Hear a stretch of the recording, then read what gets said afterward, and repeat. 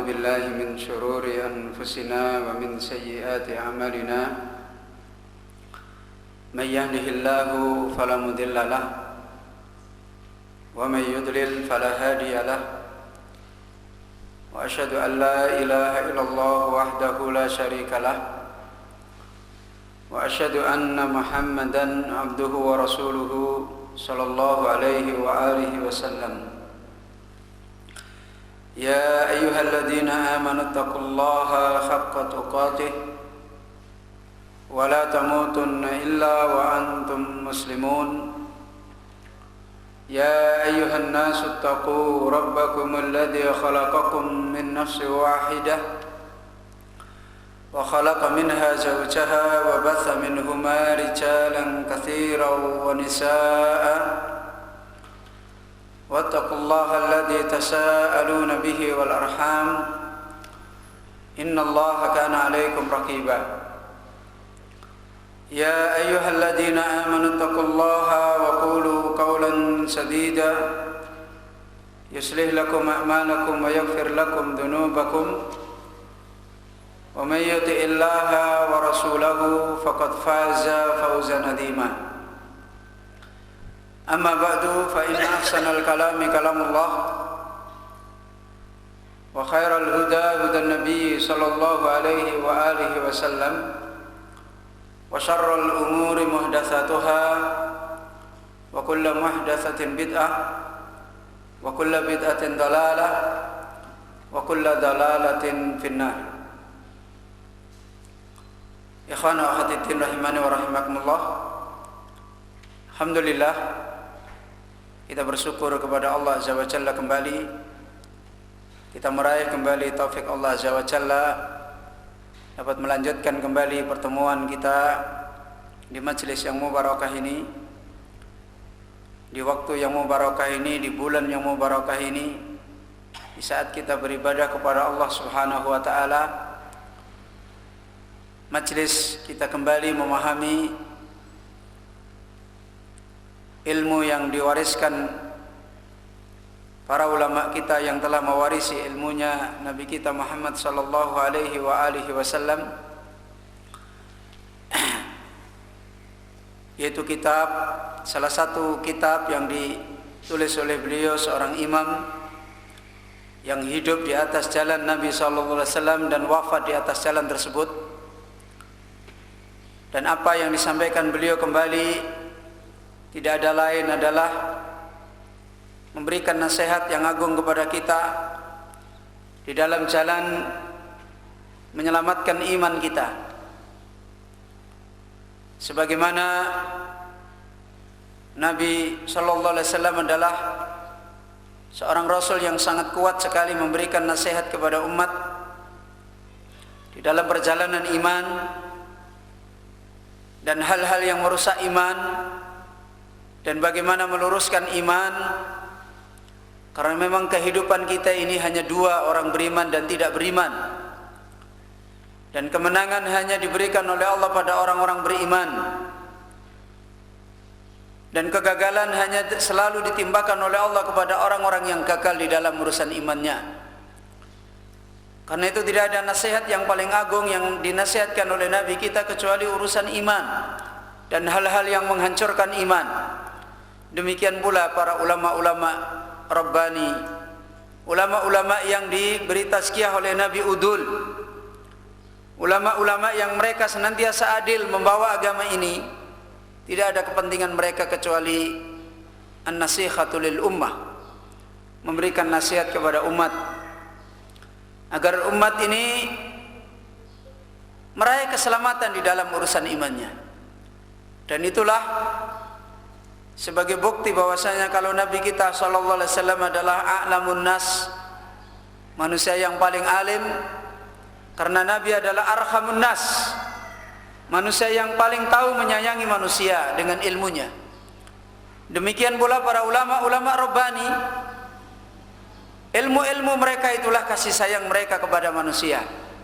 Akan tetapi karena manusia adalah manusia, manusia adalah sebagaimana pada asalnya dolumun jahul, Manusia pada asalnya adalah Allah sifati zalim dan bodoh.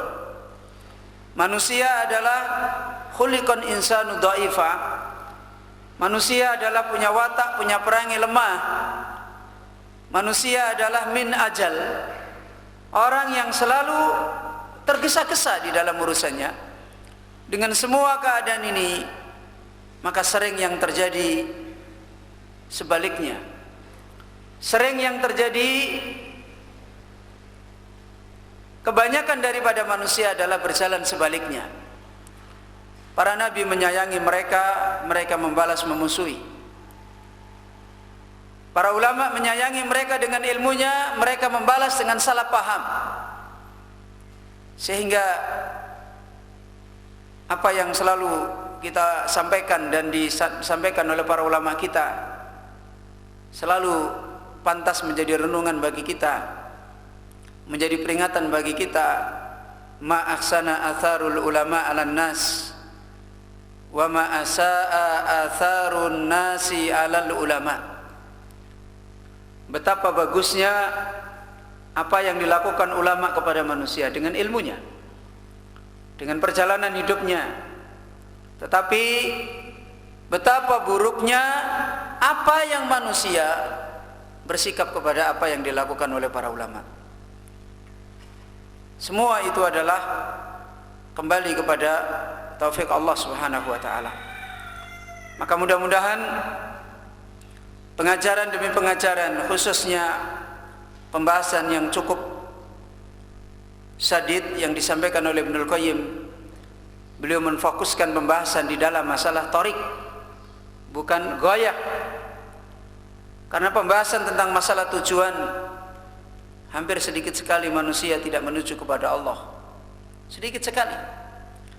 Dan kalau pembahasan masalah tujuan, tidak banyak manusia berselisih, tidak banyak manusia terlempar. Karena ketika dijawab cukup, kita akan sama-sama menuju kepada Allah. Selesai ya, selesai sudah.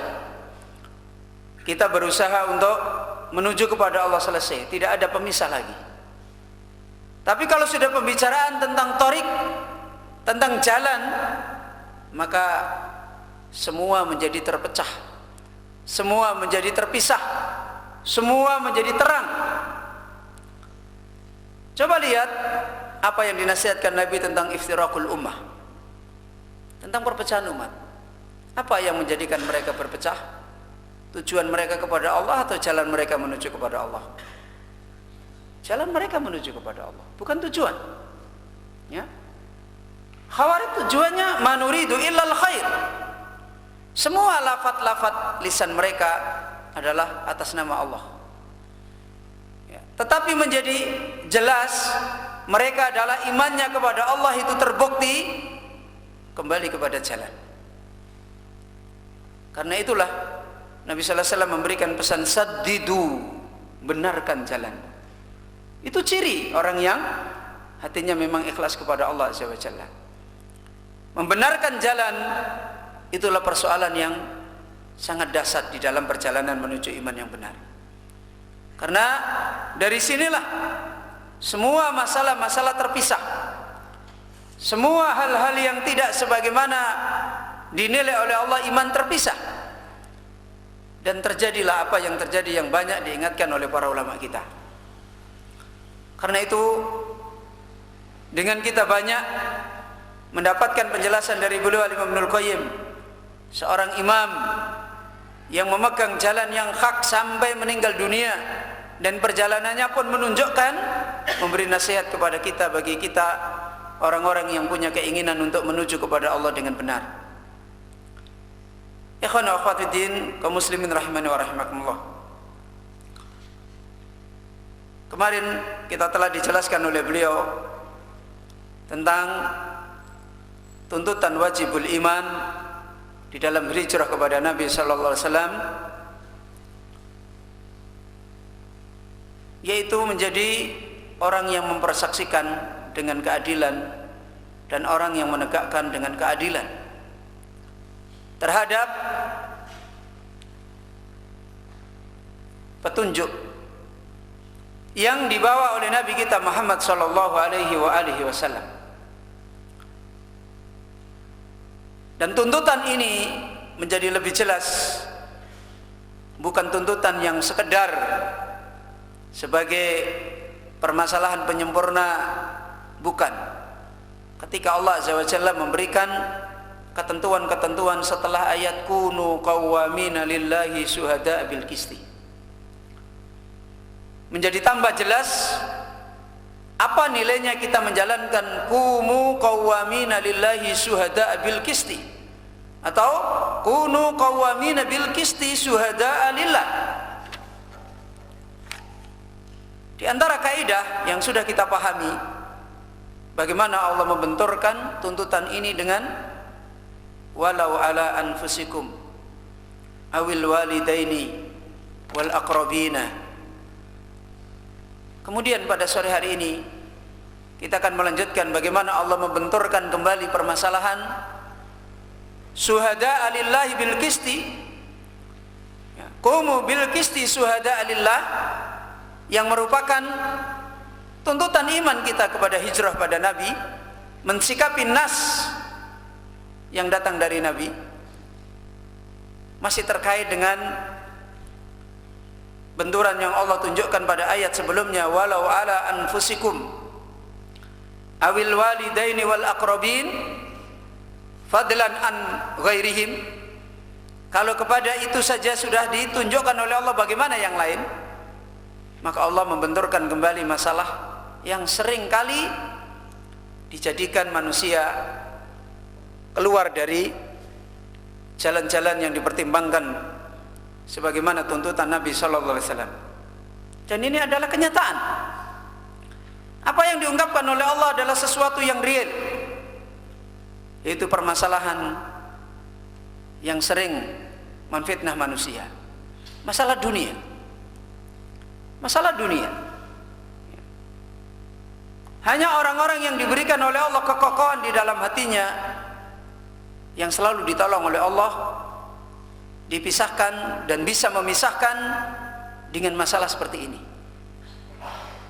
Sebagaimana tsumma qala ta'ala, Imam Ibnu Qayyim menjelaskan, kemudian Allah Ta'ala berfirman, iyakun ghaniyan aw faqiran fallahu aula bihi. Iyakun ghaniyan aw faqiran fallahu aula bihi. Kata Allah Azza wa Jalla, jika dia itu adalah orang yang kaya, pertimbangannya masalah dunia, dikaitkan dengan masalah ala anfusihim, kemudian dikaitkan dengan masalah awil walidaini, kemudian dikaitkan dengan masalah wal aqrabin wa ghairihi minan nas. Allah mengingatkan, iyakun ghaniyan, jika dia itu orang yang kaya, au fakiran, atau bisa jadi dia adalah orang yang fakir, karena manusia biasanya perilakunya berubah berkenaan dengan fitnah ini. Ketika dia harus membawakan dalil dengan keadilan, kemudian di hadapannya ada urusan dunia harta yang ada, maka biasanya akan mempengaruhi sikap dia. Atau tidak ada yang bisa diharap mendatangkan dunia, juga biasanya akan mempengaruhi dia.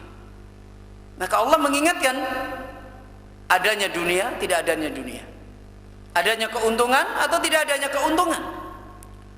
Dan itu manusia tetap manusia, sekecil apapun orang-orang yang tidak ditolong oleh Allah Azza wa Jalla, mal itu selalu jadi fitnah. Harta itu selalu punya geser pengaruh di dalam hati manusia. Itu tidak bisa diingkari, tidak bisa dibohongi. Maka Allah mengingatkan, iyakun ghaniyan aw fakiran fallahu aula bihima. Kalau untuk menegakkan al-qisti, untuk menegakkan syuhada lillah, kemudian berbenturan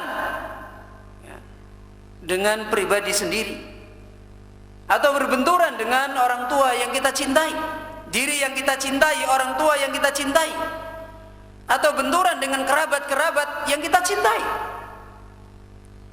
Dan biasanya benturan ini lebih dalam lagi kaitannya dengan nilai dunia. Nilai dunia. Ya. Biasanya kalau diri kita ada masalah dunia, itu yang mempertimbangkan kita. Atau diri kita tidak ada dunia, itu juga mempertimbangkan kita. Atau orang tua kita, atau kerabat kita, atau siapa-siapa yang punya pengaruh pada kita mempertimbangkan. Mungkin orang akan menilai, loh kalau dunia, punya dunia mungkin bisa terfitnah lah. Kalau fakir, apa bisa terfitnah? Ada dunia, tidak ada dunia, itu termasuk dua-duanya fitnah dunia. Ada dunia bisa menghalangi orang untuk menegakkan tuntunan Allah. Tidak ada dunia juga bisa menghalangi orang untuk tidak bisa menegakkan tuntunan Allah. Kalau ada dunia berharap dunianya, kalau tidak ada dunia meremehkan. Allah, dia orang kayak gini, tidak usah penting. Coba lihat bagaimana Allah menjelaskan permasalahan ini sampai ke sini. Ini menunjukkan masalah tuntutan. Ya ayyuhalladzina amanu, bahwasanya orang-orang beriman diperintahkan oleh Allah Azza wa Jalla dalam surat An-Nisa, kunu qawwamina bil qisti syuhada'a lillah, atau dalam surat Al-Maidah ya, kunu qawwamina lillah syuhada'a bil qisti. Itu adalah persoalan yang menjadi ukuran iman. Maka Ibnul Qayyim menerangkan, iyakunil masyhudu alaihi ghaniyan tarjuna wa ta'ammaluna auda manfaati ginahu alaikum fala taqumuna alaihi aw fakiran fala tarjunahu wa la takhafunahu fallahu aula bihima minkum huwa rabbuhuma wa maulahuma wa huma abdahu kama annakum abiduhu fala tahabuna fala tuhabbu ghaniyan liginahu wala tatma'u fi fakirin li fakrihi fa innallaha aula bihima minkum. Ibnul Qayyim menjelaskan mana ayat ini. Maksudnya jika keberadaan yang dijadikan persaksian atasnya adalah orang yang kaya, yang kalian senantiasa berharap. Biasanya orang melihat orang kaya pasti punya harapan ke sana, dan kalian senantiasa memikirkan ketika mau menjalankan tuntunan. Biasanya kalau ada hubungannya dengan harta, kekayaan, auda manfaati ginahu, kamu berharap ada titik balik, timbal balik manfaat dari kekayaannya. Jadi kalau nanti membawakan tuntunan, diharapkan ada manfaat yang bisa diraih. Biasanya pasti begitu manusia itu. Sebagaimana kita lihat kenyataan yang sekarang ini banyak terjadi. Orang bicara tentang tuntunan karena di situ ada manfaat. Dan hari ini orang bicara tuntunan, di situ ada manfaat dunia. Kita banyak menyaksikan fenomena yang kelihatannya bahkan kelihatan Islami, atau mungkin kalau orang sekarang menganggap itu sebagai kebangkitan Islami. Sebenarnya persoalannya bukan takdim kepada Islam, membawakan dalil karena dia ada timbal balik. Ada timbal balik. Orang sibuk ngurus harta zakat karena timbal balik. Orang sibuk ngurus bagaimana jenazah, ternyata juga ada timbal balik. Semua dikembalikan kepada masalah-masalah seperti ini. Kalau itu yang menjadi pertimbangan, maka diterangkan oleh Ibnul Qayyim, fala tarjunahu alaikum bila taqumu fala taqumu alaihi. Kalau itu menjadi pertimbangan atas kalian untuk dapat manfaat, fala taqumu alaihi, maka jangan kamu menegakkan pada orang tersebut. Jangan kamu menegakkan pada orang tersebut terhadap tuntunan Allah. Kalau ternyata itu yang menggeser nilai di dalam diri kita. kalau dia adalah orang fakir, dan biasanya kita tidak semangat menjalankan tuntunan kalau tidak ada di situ manfaat balik. Kalau berkenaan dengan orang-orang yang tidak prospek, kita tidak punya kepentingan. Kita tidak bisa menegakkan tuntunan Nabi menjadi saksi-saksi yang adil. Maka dinasihatkan oleh beliau Ibnul Qayyim, au fakirun, atau adalah orang yang fakir sehingga kamu tidak berharap dari dia, tidak punya harapan apa-apa. Apa manfaatnya kita bicara din sama dia? Tidak ada manfaat yang kita bisa raih. Wala takhafunahum, dan biasanya kamu tidak punya rasa takut, meremehkan. Maka Allah mengingatkan dalam ayat ini, kata Ibnul Qayyim, fallahu aula bihima minkum. Kamu itu menjalankan tuntunan itu, siapa yang kamu agungkan? Allah, dia orang kaya, orang miskin, atau dirimu sendiri? Maka Allah ingatkan, fallahu aula, Allah lah yang pantas dijadikan pertimbangan. Bukan dia yang kaya, bukan dia yang miskin yang kamu remehkan, bukan dirimu sendiri yang pengen cari sikap terhadap orang yang kaya atau orang yang miskin. Ini masalah emosional yang tidak mudah orang itu bisa melakukan kalau hatinya tidak mendapatkan keteguhan di dalam iman yang benar. Ya. Maka menjadi jelas bagaimana nasihat ini berkaitan dengan tuntutan iman kita. Fallahu awla bihima minkum, maka Allah Azza wa Jalla adalah lebih pantas dipertimbangkan. Ya. Jangan punya pertimbangan-pertimbangan yang lain kecuali pertimbangannya Allah. Fallahu awla, Allah itu lebih pantas dari keduanya yang kalian nilai harapan dan kalian remehkan, kaya atau yang fakir. Lebih-lebih lagi minkum, kalian sendiri sebenarnya mencari apa? Toh dia yang kaya di sisi Allah, dia yang fakir di sisi Allah, kamu sendiri yang punya sikap di sisi Allah sama-sama hamba yang beribadah berkhidmat kepada Allah. Kenapa pertimbangannya jadi manusia? Kenapa pertimbangannya jadi manusia? Jadi pergeseran-pergeseran kita di dalam menegakkan tuntunan Allah ini sudah terlalu banyak fitnah. Huwa rabbuhuma, dia Allah itu Rabbnya mereka berdua. Jangan kita mikir ini fulannya, ketahuilah dia itu siapa. Ya, dia itu adalah Rabb makhluknya Allah. Allah adalah Rabbnya mereka berdua. Huwa rabbuhuma wa maulahuma, dia Allah lah tuannya mereka berdua. Wa huma abdahu, keduanya itu sama hamba Allah, nilainya di hadapan Allah bukan fakirnya dan kayanya.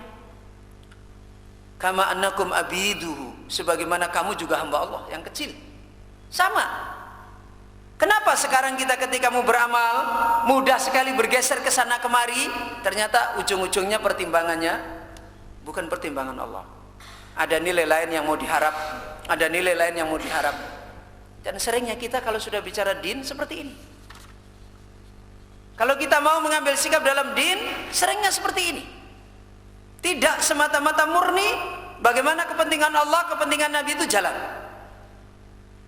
Tapi kadang-kala ada orang mau gini, wah kalau kita tidak terima gimana, kan eman-eman kita sedang butuh. Ya.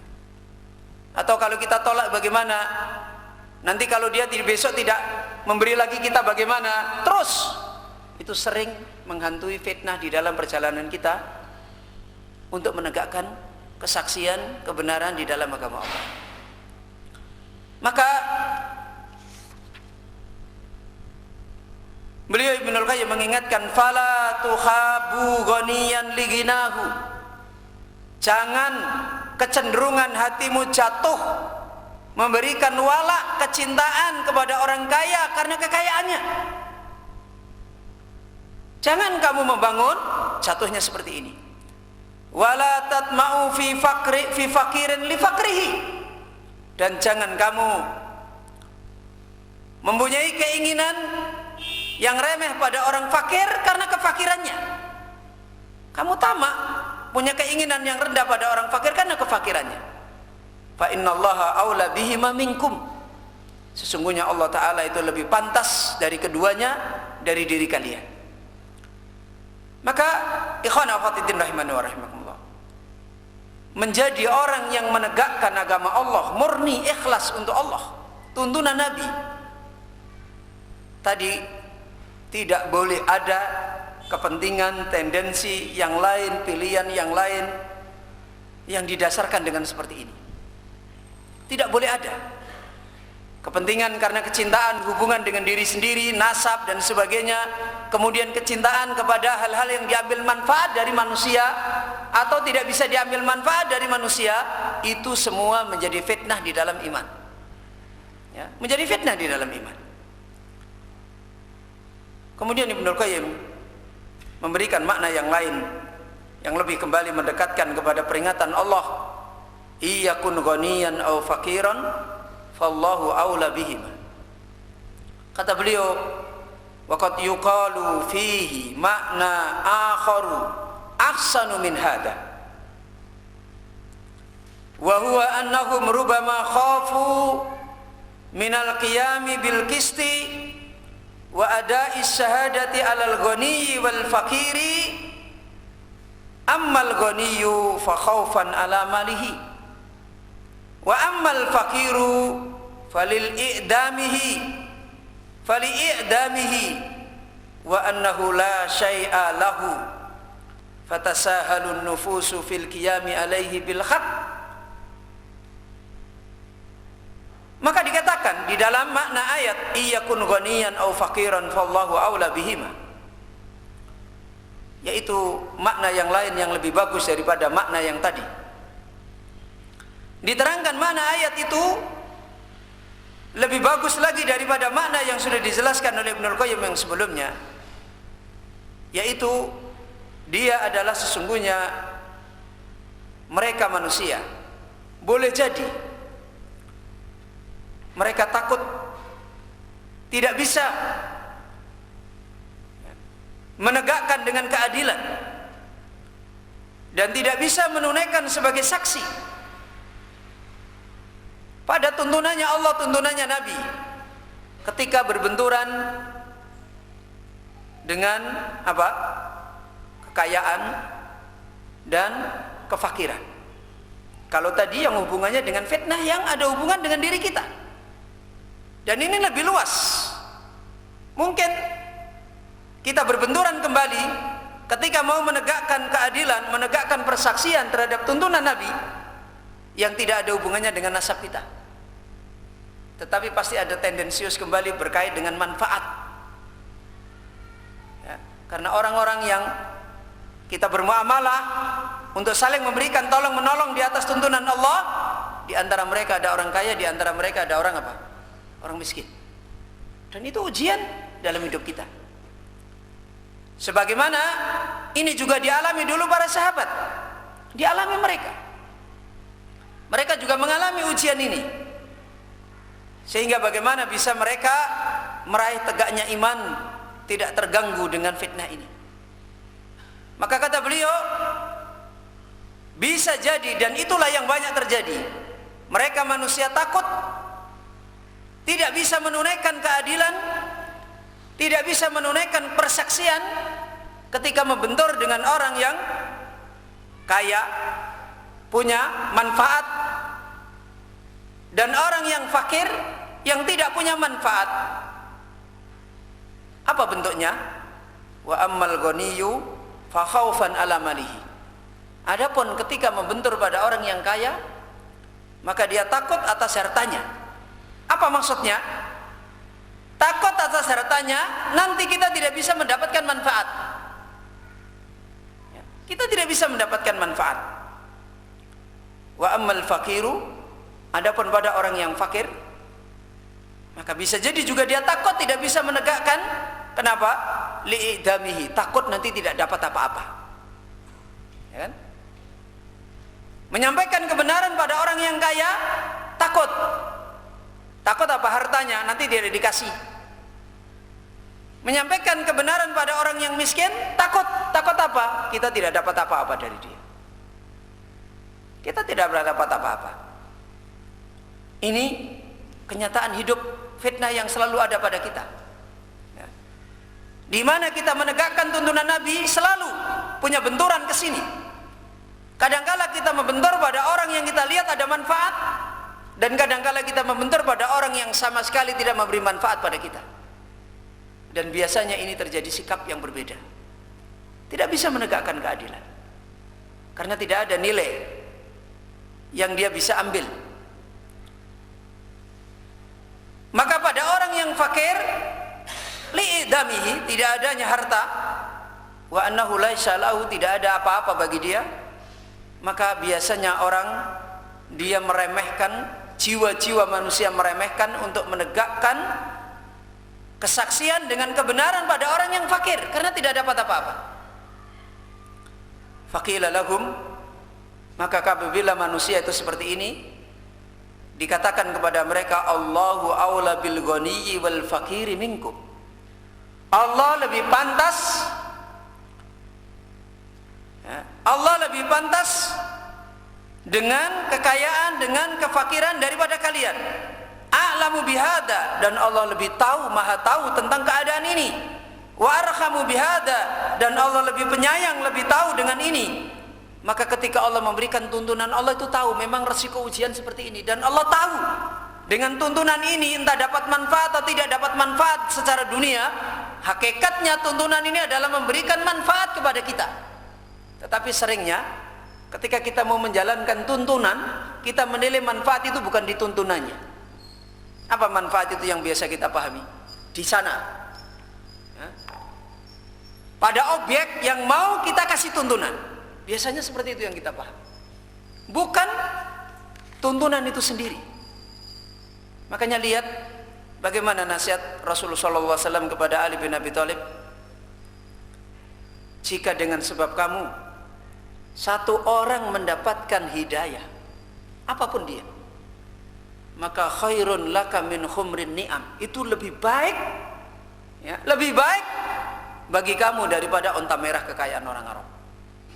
Itu petunjuk Nabi kepada orang-orang dulu yang mewarisi ilmunya Nabi. Ini mau berangkat menjadi panglima perang, yang notabene-nya di sana akan membentur kepada masalah-masalah seperti ini.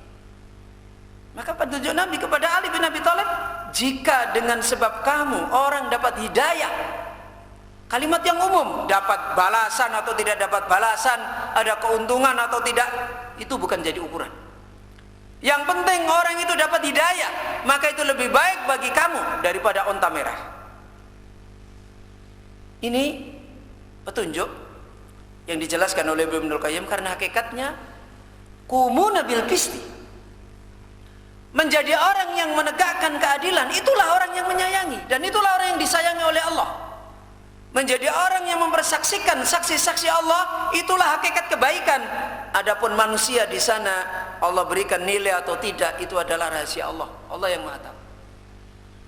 Tetapi kebanyakan kita pertimbangannya adalah di sana. Ada nilai yang kita mau petik, bukan pertimbangannya ini tuntunan Allah, bukan pertimbangannya ini ajaran Allah Azza wa Jalla. Dan ini pada zaman-zaman modern sekarang sering menjadi fitnah. Sering menjadi fitnah. Tuntunan-tuntunan Nabi ini menjadi bermasalah karena orang-orang modern pertimbangannya kebanyakan adalah, kalau pada zaman sekarang, adalah nilai praktis. Ini mengingatkan saya pada sebuah nasihat ketika ada seorang ulama mengingatkan tentang zakat. Dari dulu zakat itu tidak boleh diberikan kecuali, sebagian ulama berpendapat, malam Idul Fitri. Ya, zakat fitrah dibagi-bagikan kepada al-mustahiq, dikeluarkan kepada yang berhak untuk memberi, dan bahkan yang dibenarkan di dalam dalil itu adalah keluar dari salat Id, keluar mau salat Id sampai habis waktu salat Id.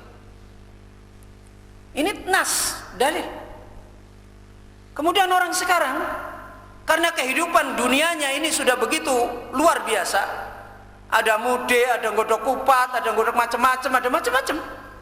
Ya, ada macam-macam. Sekarang berpikir bingung, mana mungkin kita bisa memberikan zakat keluar waktu subuh? Ada seorang ulama di Palestina menjawab, kami sudah laksanakan. Memang ibadah itu tidak akan bisa berjalan bagi orang-orang yang malas, selalu mencari kepraktisan, tidak akan bisa jalan. Orang-orang yang pengen ngegoh ke ibadah itu tidak akan bisa jalan.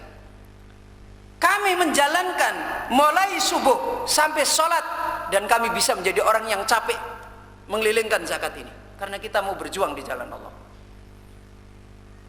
Ini nasihat ulama. Tetapi kita orang-orang sekarang mana mungkin kita punya kesibukan ini, kesibukan ini. Kesibukan ini sebenarnya kepentingan adalah pertimbangan dunia. Pertimbangan pengen segera makan sama istri, sama anak, sama orang tua, sama ini. Wallahu a'la bihim. Allah lebih pantas dipertimbangkan daripada mereka. Tapi kita tidak sekarang. Akhirnya tuntunan ini menggelembung, cari pendapat. Barangkali ada fatwa siapa yang bisa membolehkan ini. Inilah kebiasaan agama kita yang terus-menerus berkelanjutan. Kenapa kita tidak bisa terima pilihan yang sudah dipilihkan oleh dalil? Dengan alasan, wah ini sekarang susah, ini susah, ini susah, ini susah, ini susah. Kita cari ada yang praktisnya. Itu juga pendapat ulama sunnah, ini juga pendapatnya imam, ini imam, ini imam. Ya nggak apa-apa juga, kan ahlu sunnah. Ini cara-cara fitnah. Tetapi ya seperti itulah. Omongan seperti ini mungkin bagi orang-orang yang tidak bisa menerima, ya akan menjadi fitnah. Akan menjadi fitnah pada diri-diri mereka. Orang-orang yang bagaimana justru masalah-masalah yang lain dibesar-besarkan, ya, masalah membuat organisasi besar-besarkan. Pada asalnya di dalam agama ini tidak ada membuat organisasi. Tapi masalah yang tuntunan, yang sudah jelas-jelas di dalam nas, bisa dimodifikasi. Sekarang kan begitu. Masalah teknis, masalah yang sifatnya adalah bagaimana kita saling tolong menolong, tidak bisa, tidak, harus. Tapi masalah nas bisa kita modifikasi, kita praktiskan, yang penting terlaksana, tujuannya terkesampaikan. Ini fitnah di dalam kita menjalankan jalan menuju kepada Rasul sallallahu alaihi wasallam. Ya. Dan fitnah seperti ini akan terus menimpa bagi orang-orang yang hatinya memang di dalam hijrah kepada Nabi belum dipecah. Jadi hatinya itu masih punya pilihan. Kan kemarin sudah diterangkan oleh Ibnul Qayyim, orang kalau hijrah kepada Nabi hati itu kosong, tidak boleh punya pilihan dulu. Kalau kita kadang-kadang sudah punya pilihan ini, oh ini bisa begini dulu, oh ini bisa begini, ya kita ambil nas yang ini, oh ini bisa begini, kita ambil dalil yang ini, oh ini bisa begini dulu, kita ambil dalil yang ini, terus seperti ini. Kalau sudah seperti ini, ya tidak usah kita repot-repot, sibuk-sibuk, dadak berjuang mempelajari sunnah Nabi. Ya. Nah, ini fitnah. Maka diingatkan oleh beliau Ibnul Qayyim, Allahu a'la bil ghani wal fakiri minkum. A'lamu bihada. Allah lebih tahu tentang urusan ini. Dan dari dulu Allah pun tahu kalau manusia itu adalah sibuk.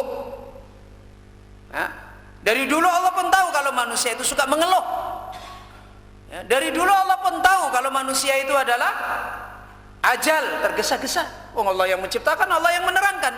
Apa baru sekarang saja manusia itu seperti itu? Tidak. Dari dulu orang-orang itu perilakunya seperti itu sudah ada. Dan Nabi ketika memberikan tuntunan, orang yang dihadapi manusia tabiatnya juga sama dengan kita. Maka menjadi jelas bagaimana nilai hijrah kepada Rasulullah sallallahu alaihi wasallam. Ya. Fala tatraku fala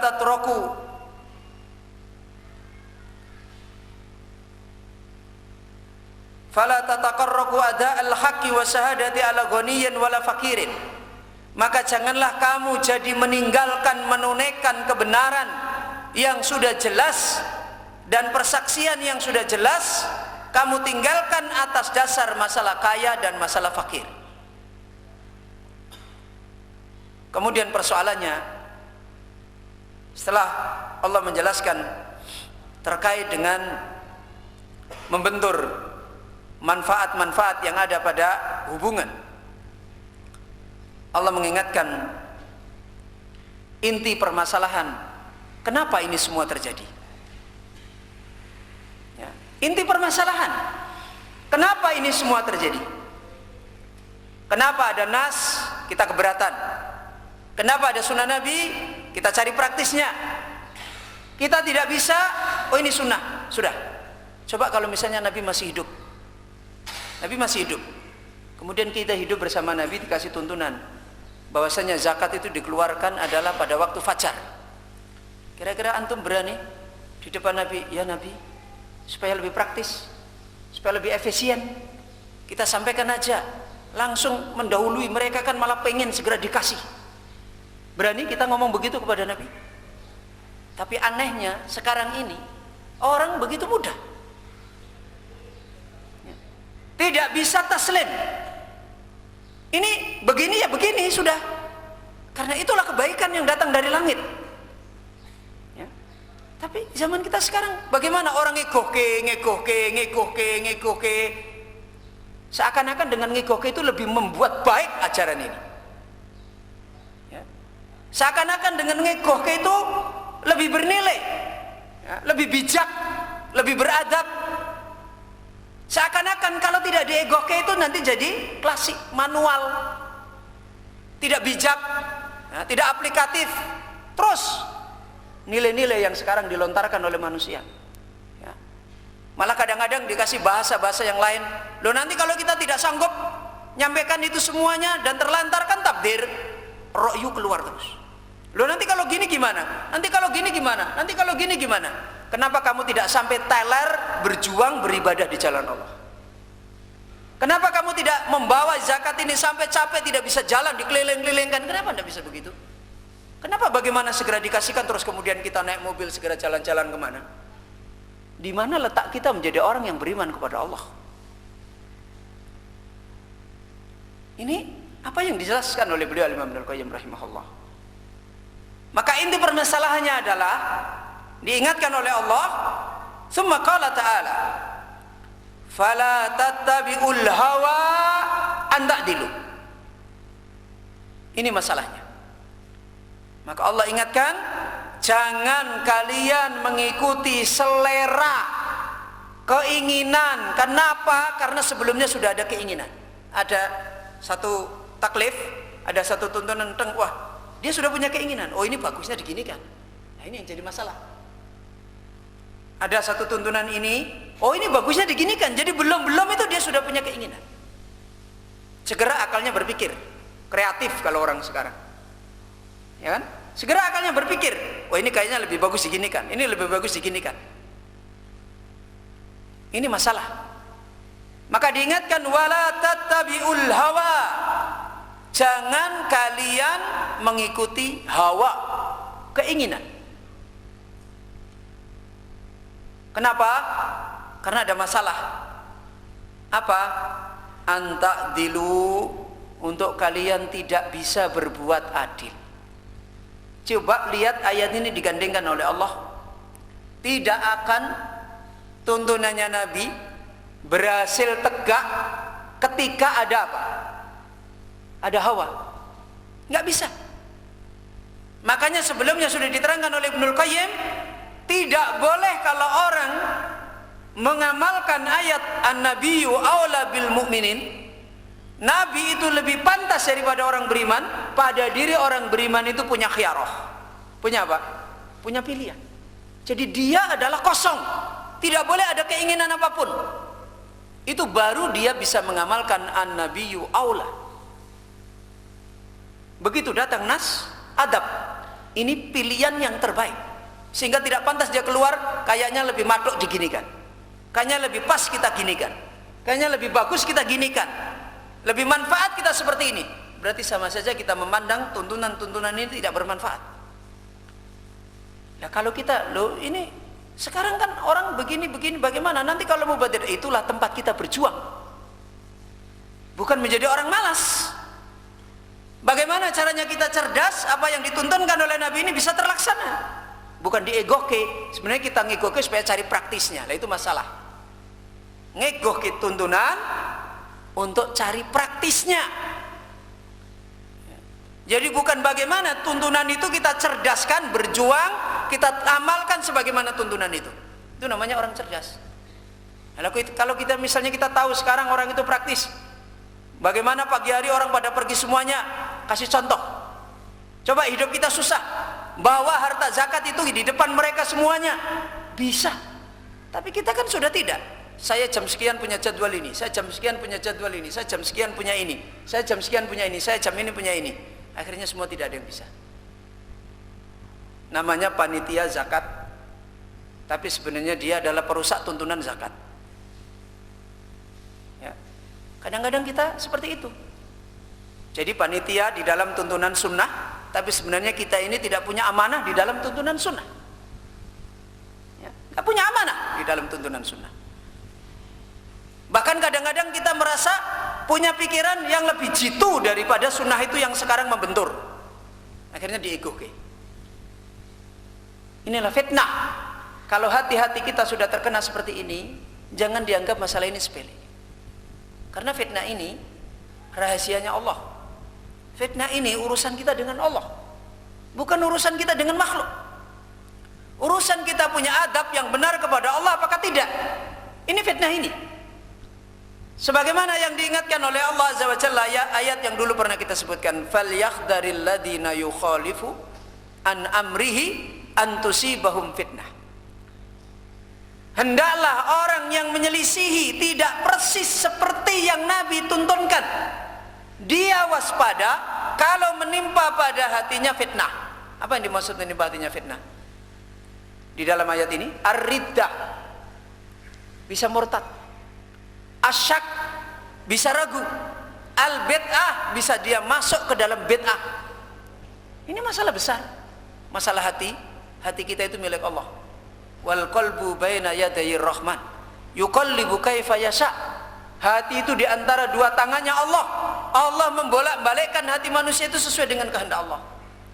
Ketika kita sudah tidak punya adab dengan Allah, dengan Nabi, dan Allah tidak ridho, Allah berkuasa membalik hati kita. Tidak ada yang bisa menolong kita. Tidak ada yang bisa menolong kita. Sesungguhnya orang yang yudlil, Allah sesatkan, fala hadiyalah. Tidak ada yang bisa memberikan petunjuk bagi dia. Orang hanya bisa bagaimana pengen kembali, kalau Allah tidak memberi taufik tidak bisa. Maka dari ayat ini disimpulkan oleh beliau Ibnul Qayyim, nahahum anittiba'il hawa. Inti permasalahan di dalam ayat ini, Allah melarang mereka mengikuti keinginan. Apa? Mengikuti hawa. Allah melarang mengikuti hawa. Kenapa? Jangan dianggap kita itu aman dengan setiap keinginan kita. Setiap keinginan kita itu kita harus mawas diri. Karena masalah keinginan ini adalah masalah pintu fasad, pintu kerusakan. Makanya dulu para salaf kalau dia menginginkan sesuatu, dia berhenti dulu. Kalau dia menginginkan sesuatu, dia berhenti. Dia kaji terus keinginannya. Sampai dia dapat keyakinan, mengoreksi keinginannya sedalam-dalamnya, baru dia jalani. Itu jauh lebih penting daripada orang berbuat tanpa dia memikirkan apa yang menjadi dasar dia berbuat. Karena tidak ada perbuatan tanpa lahir adanya apa? Keinginan.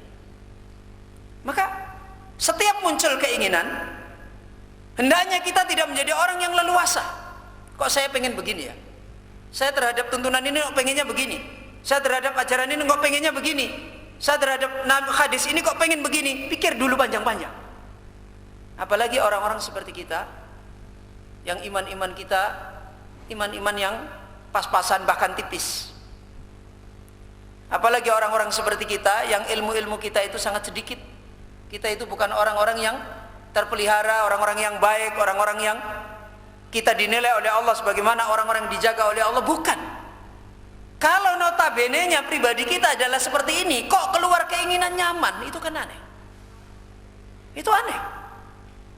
Sementara orang-orang mulia dulu, orang-orang yang dijamin masuk surga itu punya keinginan sesuatu saja dia mengoreksi.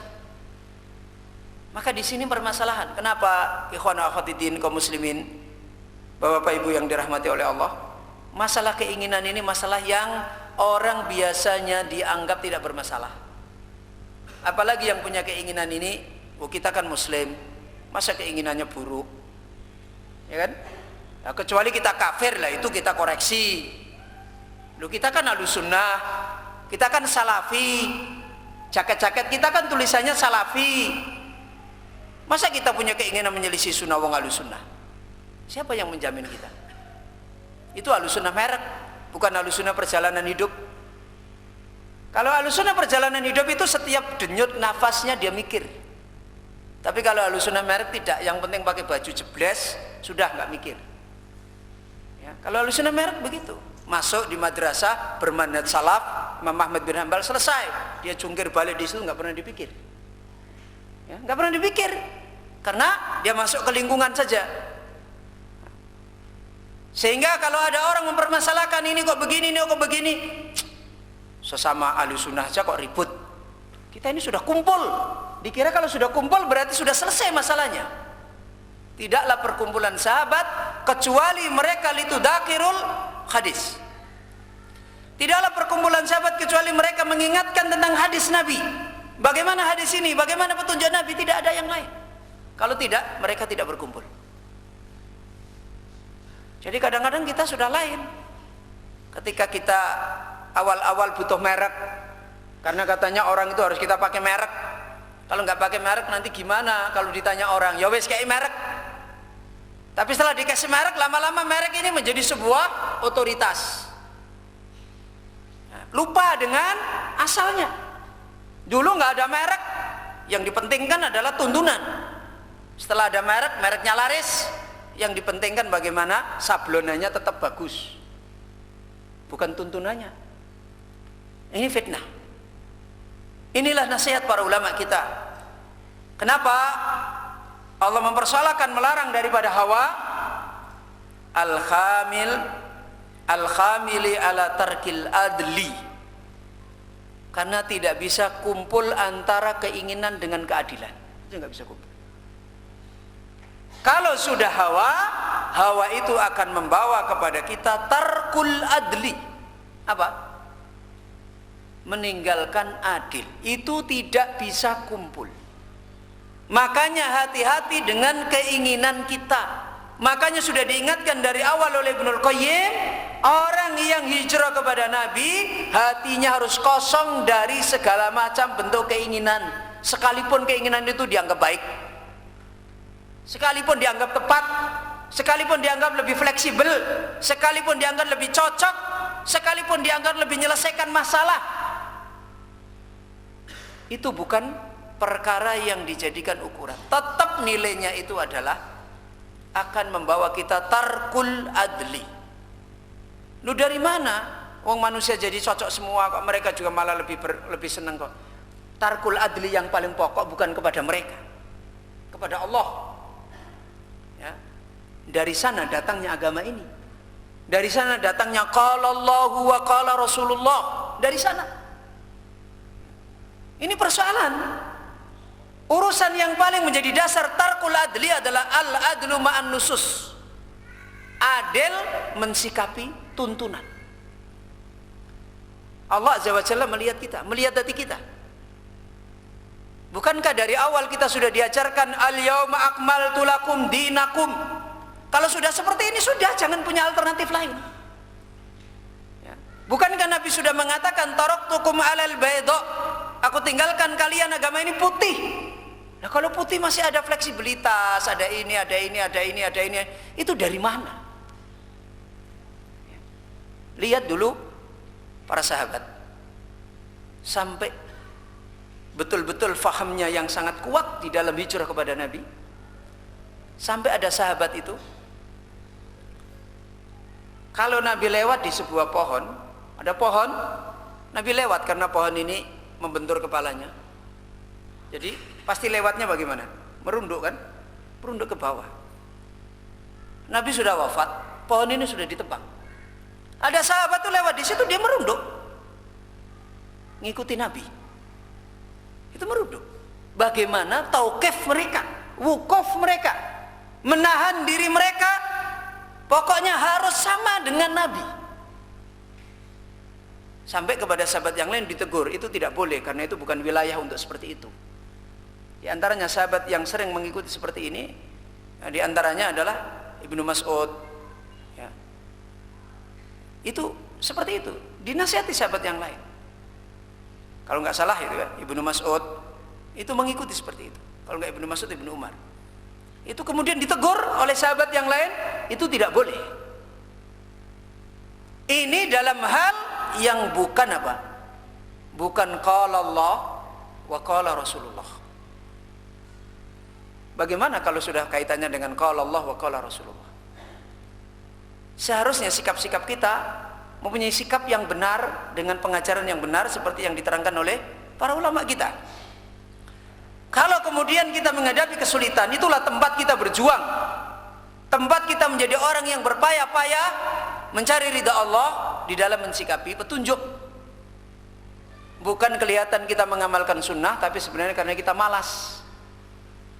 Karena kita malas, tidak mau capek, tidak mau memeras pikiran, tidak mau.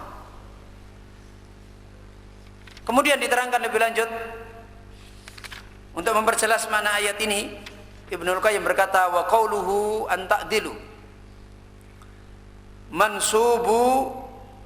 mansubul maudhi'i ala annahu maf'ulun li ajlihi wa taqdiruhu indal basriyina karahiyata an ta'dilu au khidara an ta'dilu fayakunu ittiba'ukumul hawa karahiyatal adli wa firaran minhu wa ala qaulil kufiyina at-taqdiru alla ta'dilu wa qaulul basriyina ahsanu wa adharu. Kemudian Ibnul Qayyim menerangkan secara khusus makna ayat an ta'dilu. Kalau kalian mengikuti keinginan, ya, kalian tidak akan bisa melakukan an ta'dilu. Apa maknanya an ta'dilu? Ibnul Qayyim menjelaskan an ta'dilu di sini i'rabnya nasab. Ya. Dia pada kedudukan maf'ul min ajlih. Menunjukkan apa? Al-maf'ul min ajlih. Ilat yang melatar belakangi terjadinya sebuah perbuatan. Ya. Menunjukkan ilat. Di mana ilat yang Allah peringatkan pada ayat sebelumnya, yaitu apa? Fala tattabi'ul hawa. Allah melarang, jangan kamu ngikuti keinginan. Jangan kalian mengikuti keinginan. Apa ilatnya Allah melarang ini? Apa yang memotivasi? Apa yang menjadi dasar? Nanti kamu tidak suka berbuat adil. Kamu tidak bisa melakukan ini. Ini dasarnya. Makanya disimpulkan oleh Ibnul Qayyim, ittiba'ul hawa tarkul adli. Mengikuti keinginan akan meninggalkan sikap adil di dalam tuntunan. Ya. Diterangkan oleh Ibnul Qayyim, takdirnya menurut ulama Basrah, kata an ta'dilu, yaitu apa tadi i'rabnya? Maf'ul min ajlih nasab. Takdirnya adalah karahiyata an ta'dilu. Ya. Karena kamu tidak suka untuk kalian berbuat adil. Jadi menjadi alasan. Akhirnya kamu menjadi karohah.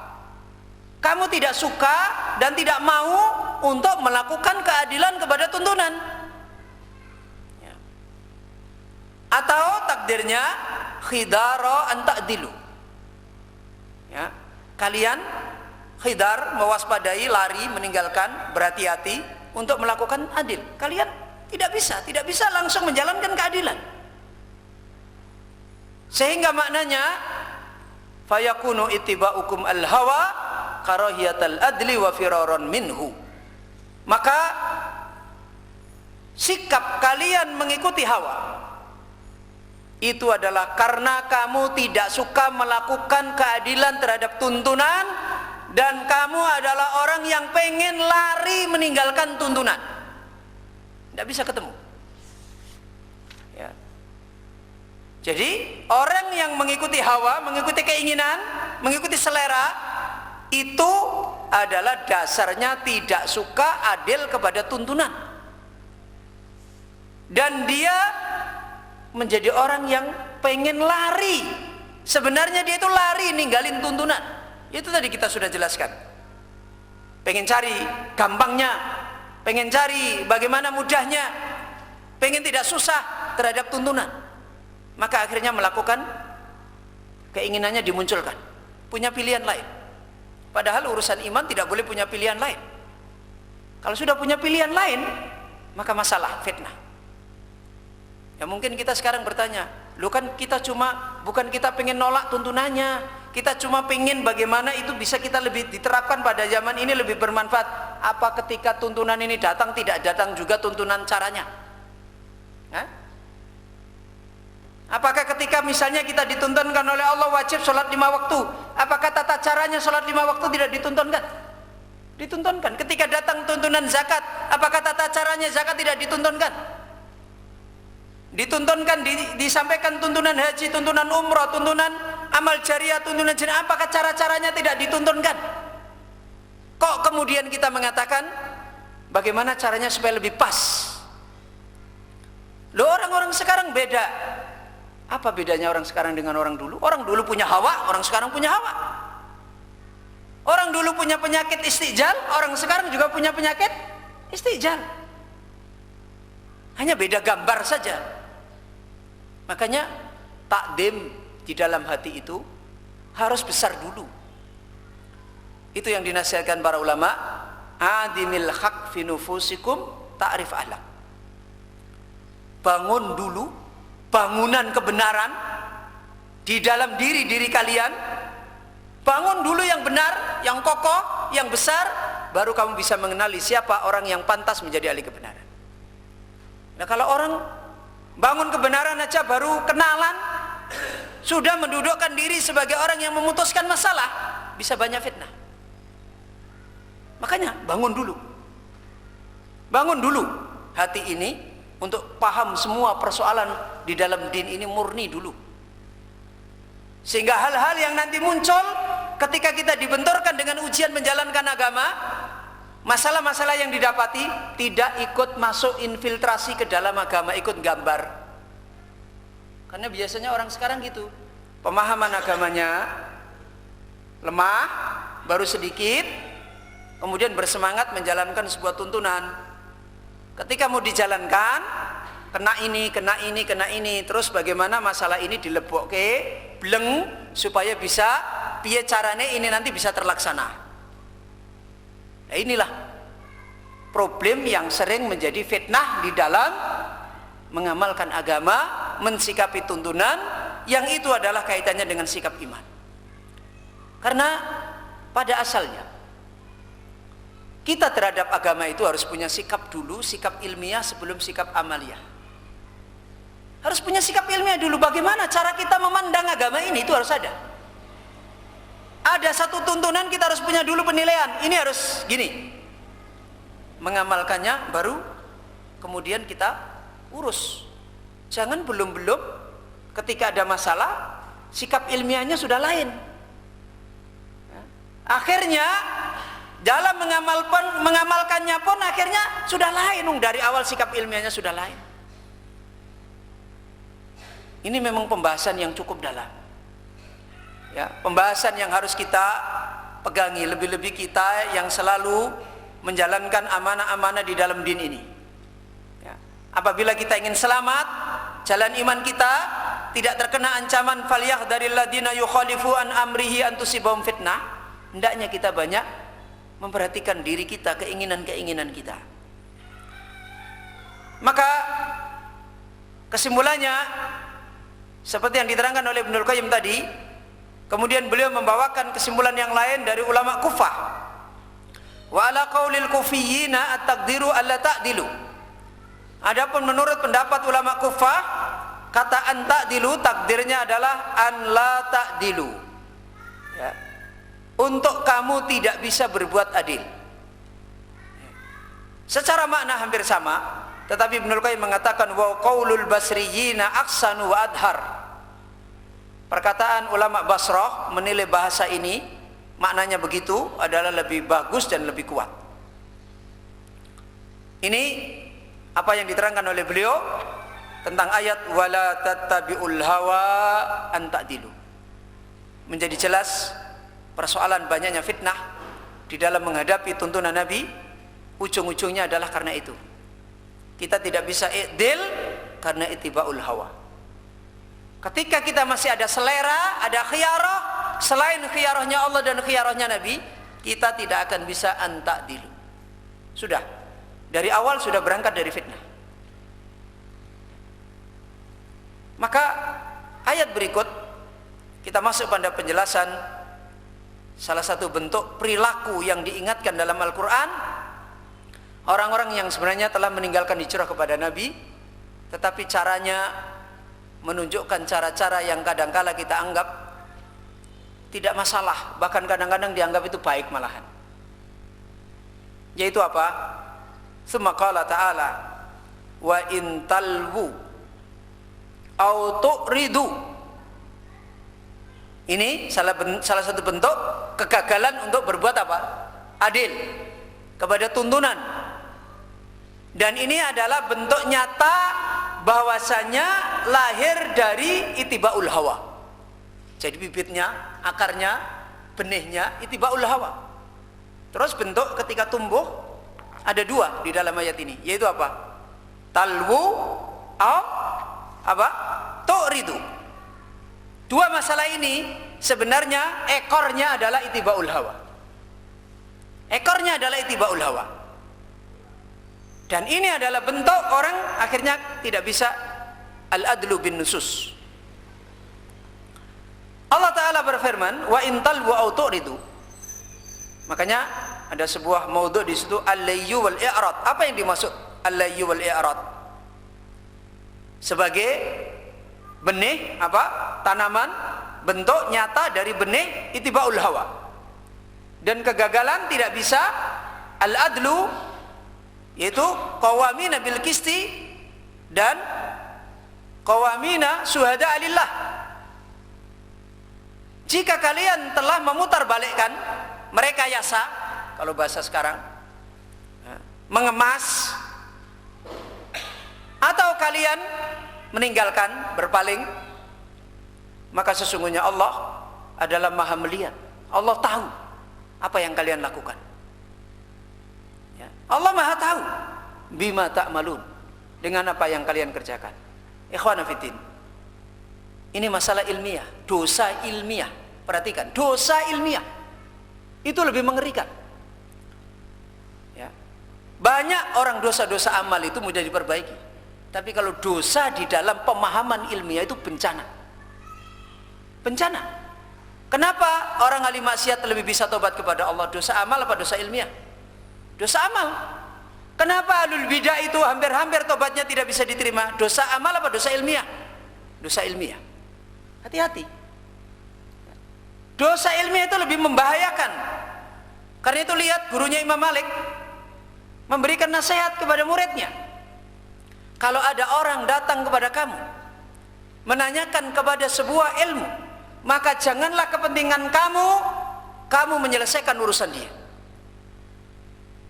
Janganlah kepentingan kamu menyelesaikan urusan dia. Kalau seperti itu caramu, berarti kamu menjadikan punggungmu menjadi jembatan di atas neraka. Itu ulama-ulama dulu. Kita kadang-kadang sekarang itu menganggap maksiat yang besar ini itu adalah masalah apa? Zina, minum, orang zakat, orang ini baru dianggap dosa, dan kita ngeri. Tapi kalau coba berkilah memikirkan sebuah tuntunan, kita anggap ini kayaknya lebih bagus, kita kan lebih pas pada zaman sekarang. Malah kadang-kala sumbangsih dalam pemahaman ya, dipahami sebuah sumbangsih, cakrawala baru ya. Ini hati-hati, hati-hati. Kenapa ulama-ulama itu takut? Karena ini masalahnya. Ulama-ulama itu takut. Kenapa ulama banyak ngomong la adri, la adri, la adri, la adri? Padahal dia pintar semua. Karena dia takut ini. Kita ini kadang-kadang banyak sekali berpendapat. Banyak sekali berpendapat. Kenapa? Karena kita tidak tahu bahayanya masalah ini. Padahal Allah sudah mengancam, wa in talwu au tu'ridu fa innallaha bima ta'maluna khabir.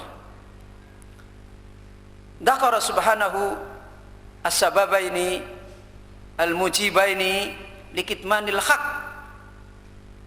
Allah menyebutkan, maha suci dia Allah, dua sebab yang akan mengakibatkan, mengharuskan kepada perilaku tersembunyinya kebenaran. Kebenaran tidak jadi sesungguhnya, tidak bisa terjalankan. Ya, tuntunan Nabi ya, itu kena pecundang, itu penyebabnya dua masalah. Ya, kalau bahasa sekarang dipecundangi. Itu penyebabnya adalah dua masalah. Tapi hari ini orang menganggap ini tidak masalah, bahkan itu sikap yang baik. Apa? Likitmanil haq, menjadi tersembunyinya kebenaran, muhaddiran minha. Allah mengingatkan ini dalam rangka Allah memperingatkan dari dua masalah ini. Hati-hati. Ini bahaya besar tentang urusan hati, urusan iman. Karena urusan kita berbicara tentang din, dan urusan kita tanggung jawabnya dengan Allah. Allah melihat, Allah lebih baik, lebih tahu, atau kamu lebih baik, lebih tahu. Sama saja seperti itu.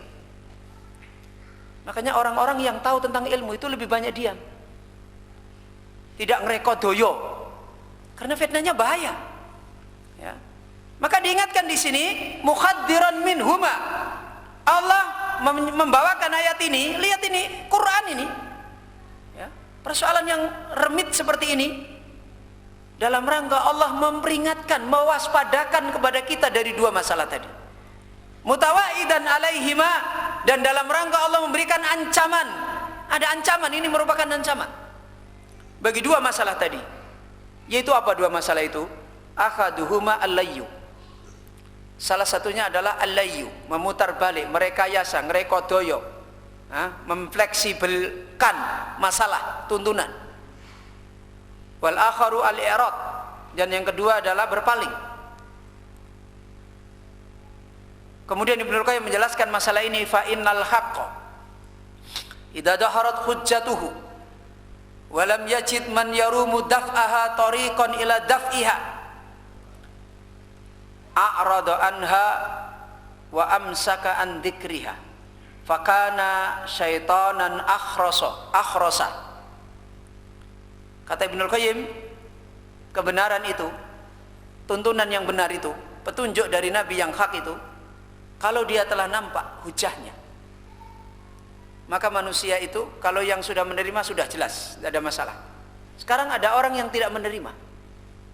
Tidak menerima itu bisa berbagai macam. Bisa tidak menerima karena memang asalnya tidak menerima, itu bisa. Bisa tidak menerima karena asalnya menerima tapi mau ngamalkan susah. Ya kan begitu. Akhirnya berusaha bagaimana piye carane supaya kelihatan masih tetap bisa mengamalkan, dibawakan kepada hal-hal yang bisa direkayasa. Ini juga kesimpulannya tidak menerima. Karena agama ini telah sempurna. Bukan agama ini disampaikan tuntunannya, terus silahkan kamu bagaimana cocoknya. Bukan. Ya. Agama ini dari awal sampai akhir ya seperti ini. Ya.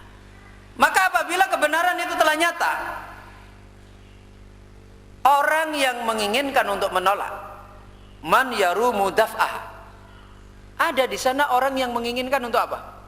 Untuk menolak. Wah iki ora iso, ini nggak bisa ini. Dan banyak kan kejadian kita.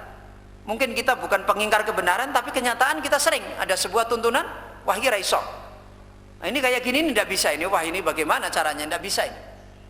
Ada orang yang menginginkan untuk menolak. Tidak bisa ini diterima.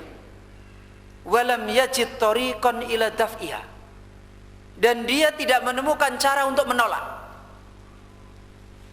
Orang dari dasarnya dia tadi sudah bermasalah, ini nggak bisa. Tapi dia cari untuk menolak. Loh, masa wong Islam kok ya ora zakat, wong Islam kok ya ora iki kan ya piye? kan begitu. Tapi dia pengen nolak, sebenarnya ini nggak bisa diterapkan cara seperti ini. Tapi kalau kita tidak terapkan bagaimana?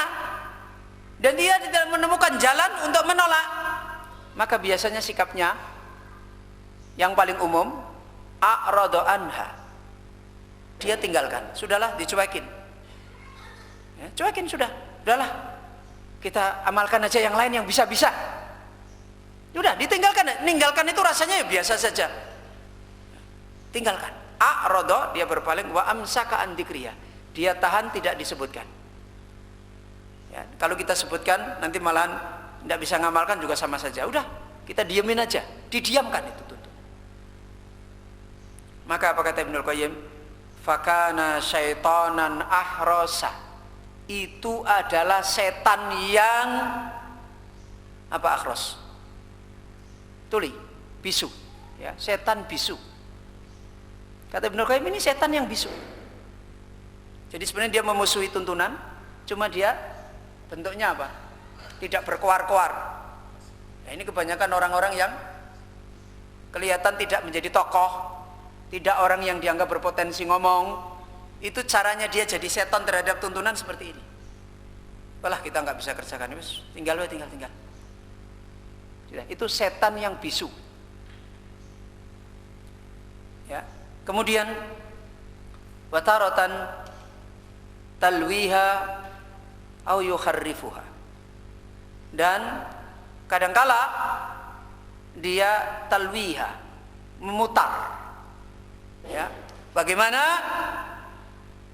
memutar balik, menfleksibelkan tuntunan, merekayasa tuntunan, au yuharrifuha, atau merubah sehingga kita tidak kelihatan menolak, tapi sebenarnya dia termasuk orang yang apa? Menolak. Kalau tadi setan bisu, berarti ini kalau dibahasakan apa? Setan yang berdalil, ya kan? Setan yang berdalil. Sekarang apa maknanya al-layyu? Wal-layyu mislul fatli. Secara bahasa, al-layyu itu adalah seperti al-fatlu. Fatlu itu artinya menganyam. Menganyam itu bagaimana? Bulat-bulat kan? Ya toh?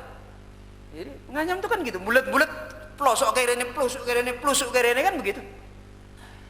Bagaimana Allah memberikan bahasa? Jadi sebenarnya dia muter saja, bulat-bulat, nggak karu-karuan. Al-layyu, tabrakan sana, tabrakan sini, tabrakan sini. Nanti kalau gini gimana? Kalau gini gimana? Oh, ini kan jadi begini, ini kan jadi begini, terus diputar-putar. Ya. Itu adalah al-layyu. Wa huwa takhrif, dan sebenarnya makna al-layyu adalah takhrif, merubah. Ya, merubah. Wa huwa nau'ani, dan takhrif itu merubah tuntunan itu ada dua macam. Jadi merubah tuntunan ada dua macam. Pertama, layyun fil lafdi, merubah tuntunan teksnya langsung. Jadi teksnya dirubah. Walayyun fil makna, dan kedua merubah tuntunan secara apa? Secara makna, penerapan dan sebagainya. Itu makna. Teksnya sih masih utuh. Misalnya zakat tadi kita contohkan, nggak ada orang yang ngingkari tentang zakat fitrah, kasihkan fakir miskin, enggak ada, tetap utuh kita pakai, dalilnya podo, tapi sistemnya dirubah. Itu namanya bentuk layyul makna ya. Layyul makna. Makanya kalau kemudian pada zaman sekarang ada ulama, jangan kita kaget dulu. Dan termasuk langka. Dulu waktu Syekh Albani masih hidup, beliau menerangkan masalah ini. Sabilillah, kata Syekh Albani, sabilillah, asnaf zakat samaniyah, ya, 8 yang berhak menerima zakat, yang 8. Sabilillah itu diterangkan oleh Syekh Albani, ada nas yang datang dari Nabi. Sabilillah itu cuma punya dua makna. Orang yang perang, betul perang, lillahi kalimatillahi al-ulya, atau menghajikan orang, itu sabilillah. Zakat itu bisa ditasarrufkan sabilillah untuk membiayai perang di jalan Allah dan untuk menghajikan orang yang fakir, itu sabilillah.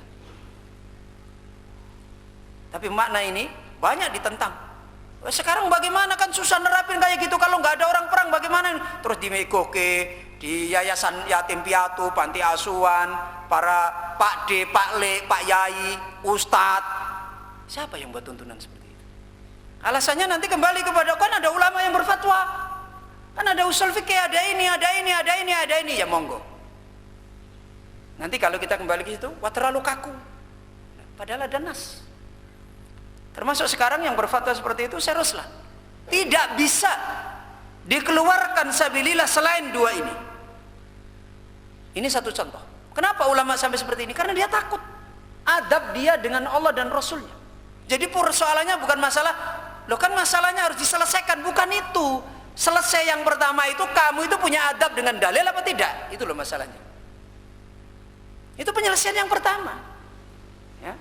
Kamu itu punya adab dengan tuntunan, dengan ajaran apa tidak? Itu masalah pertama. Bukan masalah pertama itu gimana solusi ini terselesaikan. Beda memang. Makanya biasanya orang-orang yang murni berpegang kepada thariqah fikih itu pokok permasalahannya kadang-kadang menyelesaikan tuntunan.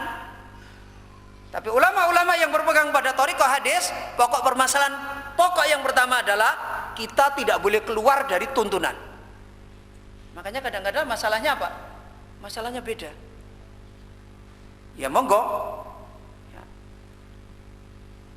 Kalau kita kembali kepada berita besar yang diterangkan oleh Nabi, bahwasanya ulama-ulama yang disebut oleh Nabi sebagai mujadid, yujaddiduna dinan Nabi, di setiap satu kurun generasi akan selalu ada ulama yang mereka memurnikan kembali, memperbaiki agamanya Nabi kembali yang suci. Itu selalu ada. Di saat agamanya Nabi ini sudah banyak termasukkan, ternodai dengan pendapat-pendapat manusia, siapapun dia. Ya memang ulama banyak. Sekarang kita mau kembali kepada thariqah yang mana? Maka lihat bagaimana ulama-ulama kita yang mereka mati hidupnya, berjuangnya, tuntunannya selalu mengembalikan kepada tuntunan Nabi. Kita mau hijrah kemana? Kita mau hijrah ke Nabi, mau memperbaiki syahadat kita, apakah tidak? Ya monggo, tafadhal. Maka ini masalah yang dinasihatkan oleh beliau Al-Imam Ibnul Qayyim. Makna pertama adalah al-layyu. Ya. Fal-layyu fil lafdi ayyalfadha biha ala wajhin la yastalzimul haqq. Memutar balikkan tuntunan secara lafaz, yaitu melafatkan dengan tuntunan itu atas bentuk yang tidak bisa menetapkan kebenaran. Jadi lafadznya diucapkan sehingga nanti kalau dipahami tidak mencerminkan makna yang apa? Makna yang benar. Itu namanya layyun fil lafdi. Seperti contoh, orang Mu'tazilah mentakhrif kallamallahu Musa diganti menjadi kallamallaha Musa takliman. Ini maknanya jadi berubah dengan dirubah harokat, ya. Beda, ya.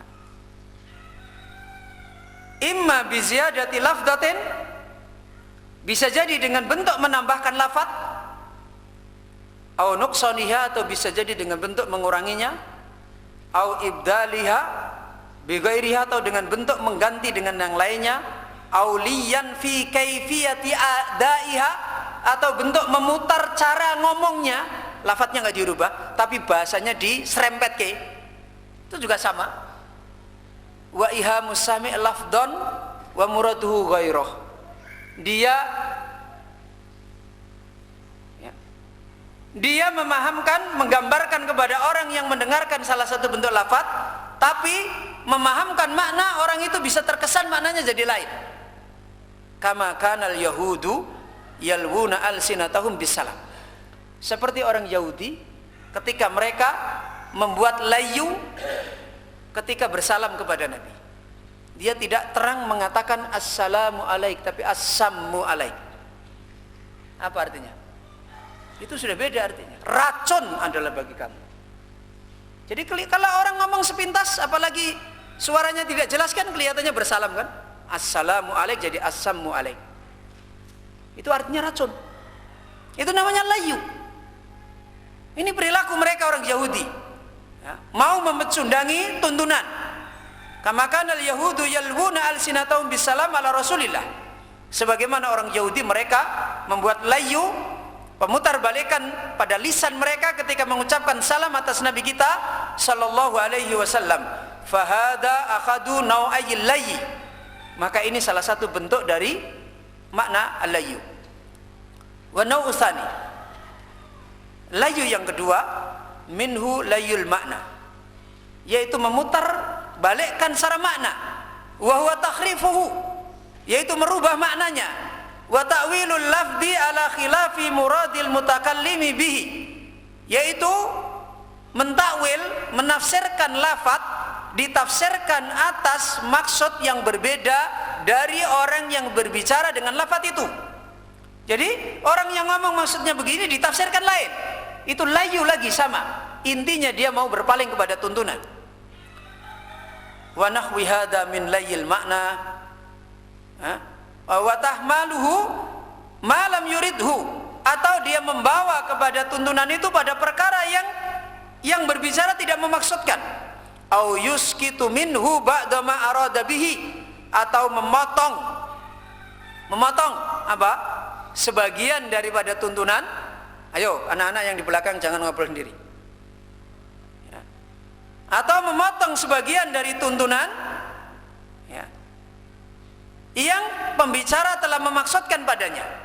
Seperti contoh ayat wa huwa ma'akum aina ma kuntum. Itu ayat masih ada lanjutannya tapi dipotong. Summa yunabbi'ukum yaumal qiyamati, kemudian Allah memberitahu kepada kalian nanti pada hari kiamat. Berarti yang dimaksudkan Allah bersama kalian itu ilmu. Tapi ayat itu dipotong. Pemahamannya orang jadi apa? Berarti zat Allah dengan zat kita itu campur. Dan itu banyak terjadi tahrif. Ya. Itu wa nahwi hada min layil makna, dan merupakan contoh dari hal yang seperti ini, dari memutar balikkan makna. Faqala ta'ala, maka Allah mengingatkan wa in talwu au tu'ridu fa innallaha kana bima ta'maluna khabir. Allah mengancam siapapun dia kalau melakukan talwu atau ridu, maka Allah Maha mengetahui perbuatan dia. Ikhwana fiddin wa akhwatiddin, kita cukupkan dulu sampai di sini. Mudah-mudahan dari penjelasan ini menjadi tambah jelas bagaimana kita bisa bermuhasabah dengan jalan hijrah kita kepada Nabi, dan mudah-mudahan kita hati-hati kita dilapangkan oleh Allah untuk bisa taslim, memahami kebenaran dan mendudukkan kebenaran, dan punya adab yang benar terhadap tuntunan yang dibawa oleh Nabi kita. Sebagai bukti hijrah kita kepada Nabi adalah ikhlas untuk mencari ridha Allah Subhanahu wa taala. Kita akhiri sampai di sini. Subhanakallahumma bihamdika asyhadu an la ilaha illa anta astaghfiruka wa atubu ilaik.